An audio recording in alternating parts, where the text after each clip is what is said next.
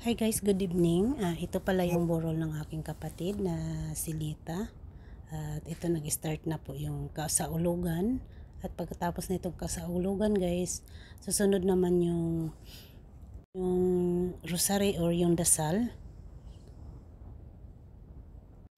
At itong lugar niya is dito pala ito sa San Rafael sa Davao. Sa nagtigo na ang mga apostoles uban kang Hesus, nangutana sila kaniya. Ginoo, imo bang tukuron pag-usab niining panahona ang gingan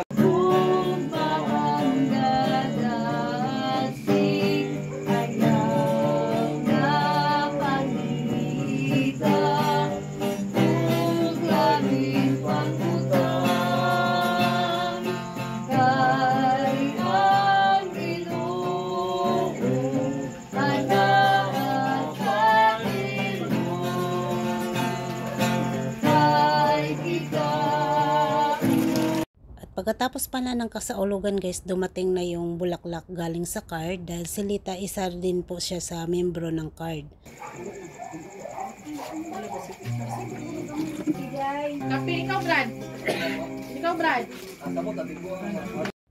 Hi guys, good afternoon ulit. Kinabukasan to guys, bumalik kami kay Lalita, kasama ko si Kring Kring, Kuya Titing Iatina.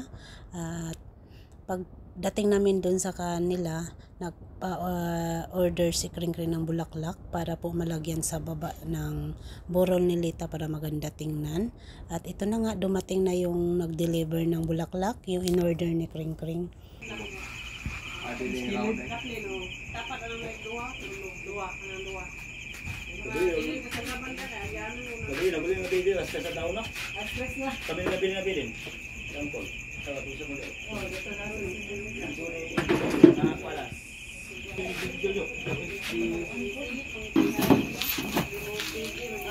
Meron na isa. Talit kayo. Pwede mo siya dari mama. Cool, gina kay Judy. Cool, hindi ko na ko yung bitiki ang isa. Ang narog skill. Para sure na di matumba. Para safety po. Siguro magdapawan sa linya ko.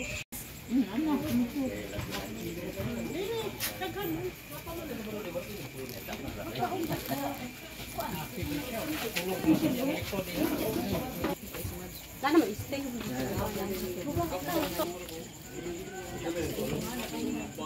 Dito ka sa ila.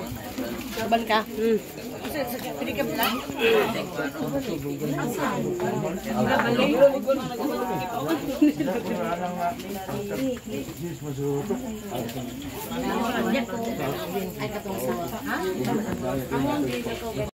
Good afternoon ulit guys. Kinabukasan ito at pumunta na kami dito sa Forest Lake sa office para po mabayaran na namin yung lupa na paglilibingan ni Lita dahil need po namin unang asikasuhin to para po may schedule na kung kailan siya mailibing. Kaya andito na kami sa loob at inasikaso kami agad ng mga kaibigan niya Tina dahil marami siyang mga kaibigan nandito rin nag-duty sa Forest Lake. Nagperma na pala si Berting dito guys sa mga papilis dahil sa kanya ipangalan yung lupa na binili para sa paglilibingan ni Lita.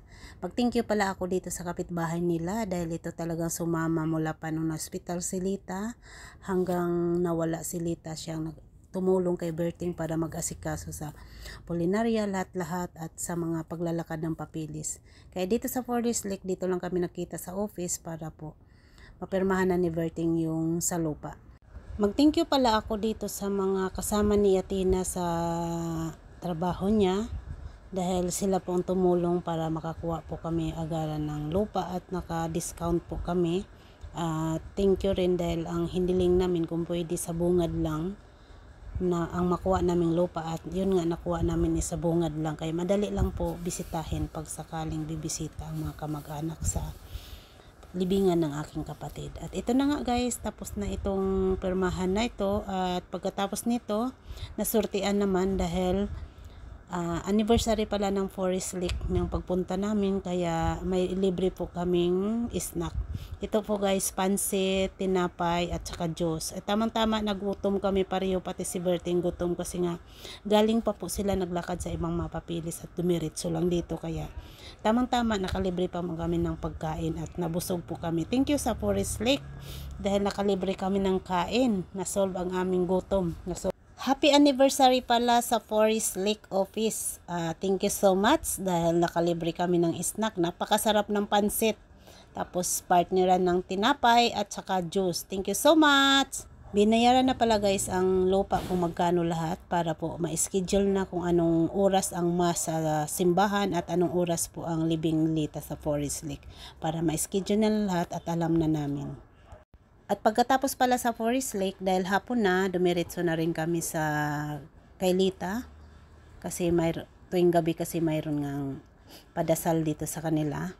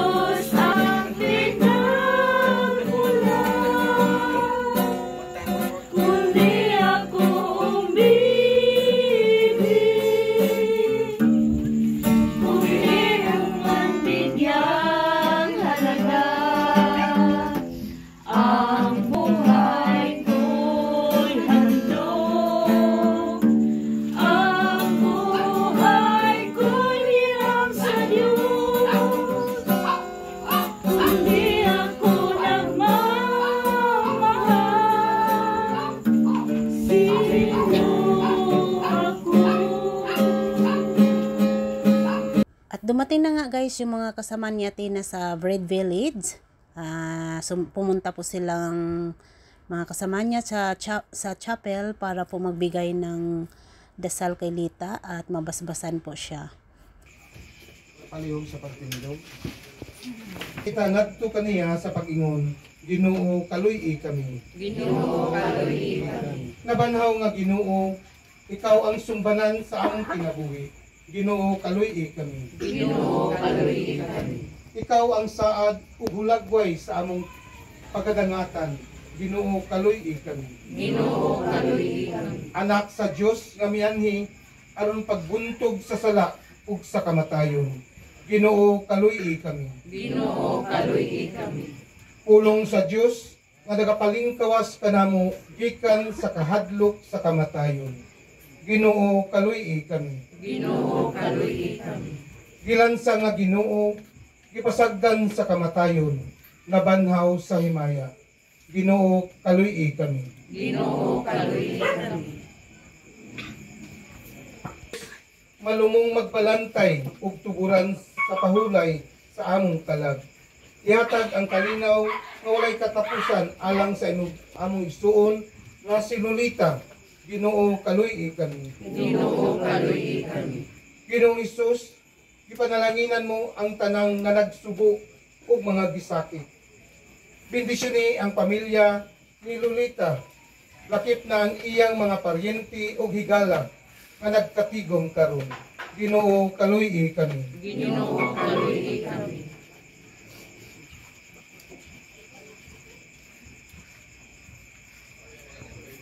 Mga igsuon, ang matuod natong puloy-anan atuwa sa langit. Busa mag-ampo kita o mag-awit kita samahan namo sumala sa gitudlo ni Jesus kanato.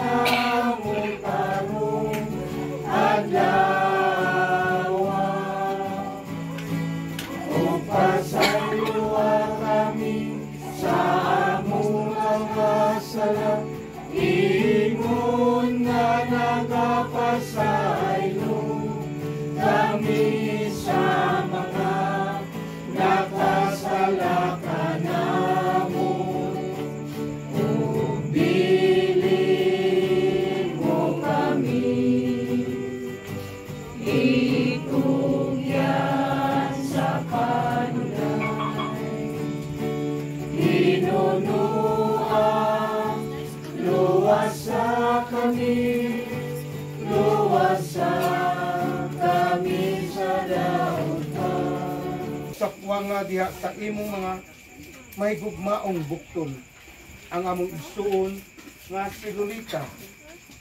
Kay ikaw lamang ang santos ug ikaw mismo ang kaluoy. Pinagi sa imong kamatayon, gibuksan mo alang kanamo ang gangaan sa kinabuhi. Ginoo, pasaylua si Lolita sa iyang mga kasalanan ug ihatag kaniya ang talipay, kahayag ug kalinaw diha sa imong mahimayaong gingharian hangtod sa kahangturan. Amen.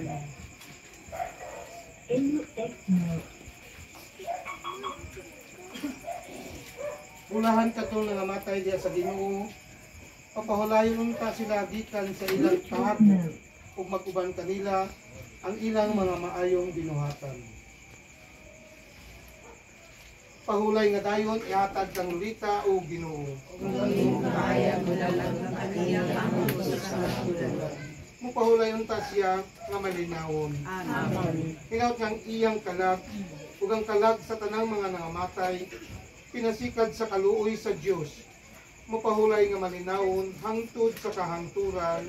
Amen. Hinaut unta nga ang gugma sa Dios ug ang kalinaw sa atong Ginoong Kristo manalangin ug maghupay kanato sa dakong kaaghop mupahid sa matagluha sa atong mga mata.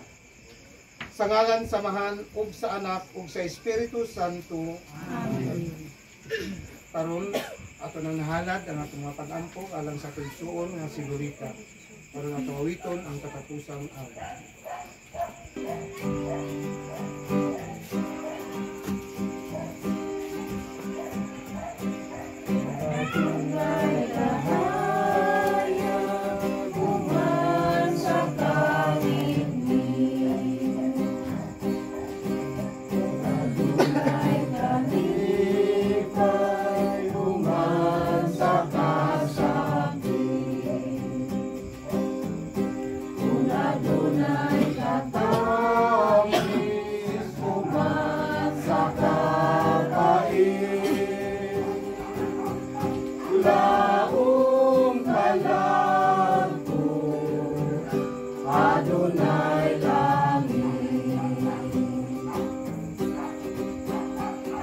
Ginoo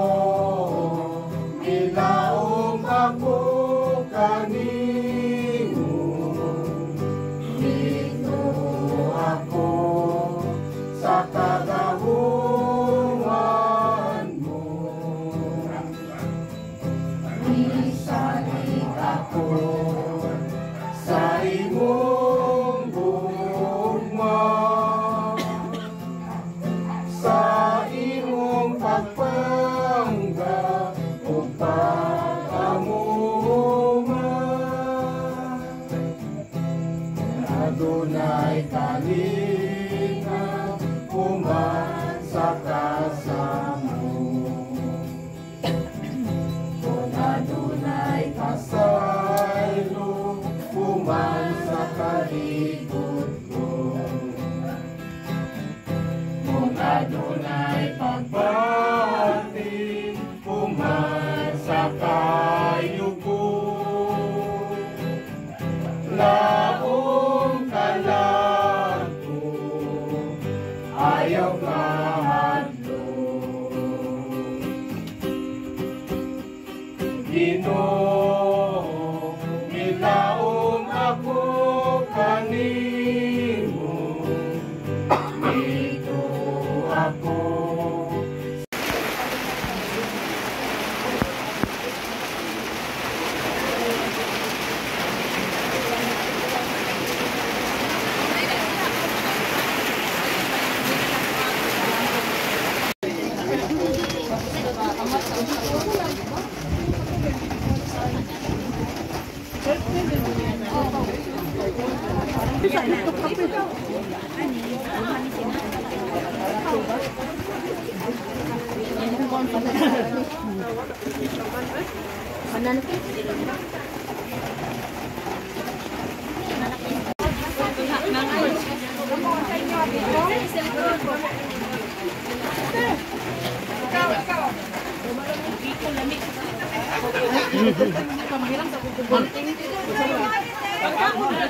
Jessica.